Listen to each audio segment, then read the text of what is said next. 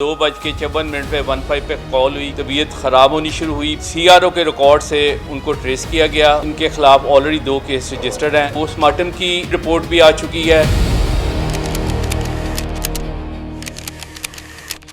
4 तारीख को जैसे कि बता रहा था कि उस दिन उर्स था दाता साहब का और साथ जेलम का जुलूस था। तकरीबन 2:54 पे 15 पे कॉल हुई कि वहाँ पे टाउनशिप के इलाके में एक नौसरबाजी हुई है। पुलिस ने रिस्पॉन्ड किया। 3:11 पे पुलिस वहाँ पहुँची और वहाँ पे 2 ख़वातीन को पकड़ के पब्लिक ने पुलिस के हैंड ओवर किया, जिनको लेके पुलिस अराउंड 3:26 पे पुलिस स्टेशन पहुँची और उसी तरह कंप्लेनेंट को भी कन्वे किया गया और वो अराउंड 4 बजे पुलिस स्टेशन आ गया।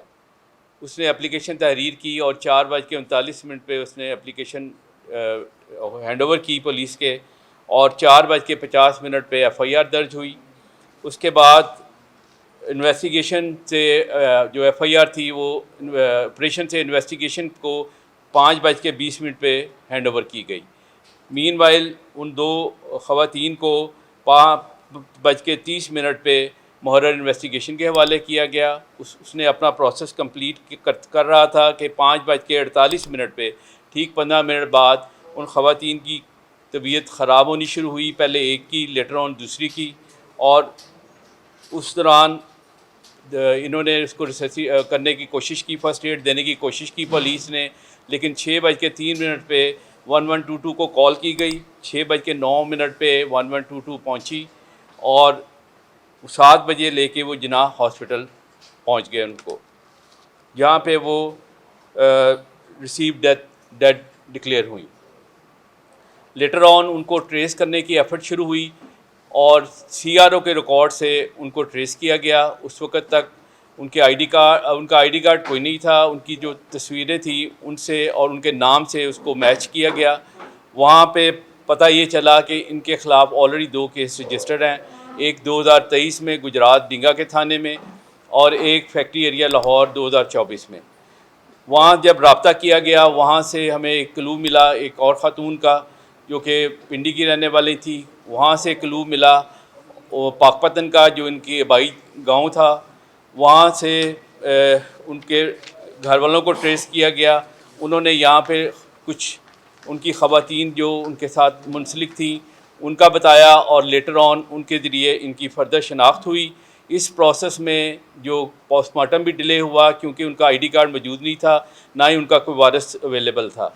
उसके अवेलेबल होते ही इमीडिएटली उनका पोस्टमार्टम हुआ और उसके बाद हमने, क्योंकि ये पुलिस स्टेशन में उनकी डेथ हुई थी, हमने इसकी इंक्वेस्ट की थ्रू मजिस्ट्रेट अंडर सेक्शन 176 और अभी तक पोस्टमार्टम की टेम्परेरी रिपोर्ट भी आ चुकी है और इसके अलावा इंटरम रिपोर्ट इंक्वेस्ट की भी आ चुकी है। दोनों रिपोर्ट्स के मुताबिक सो फार किसी किस्म का there is no physical violence marks on the parts of their body.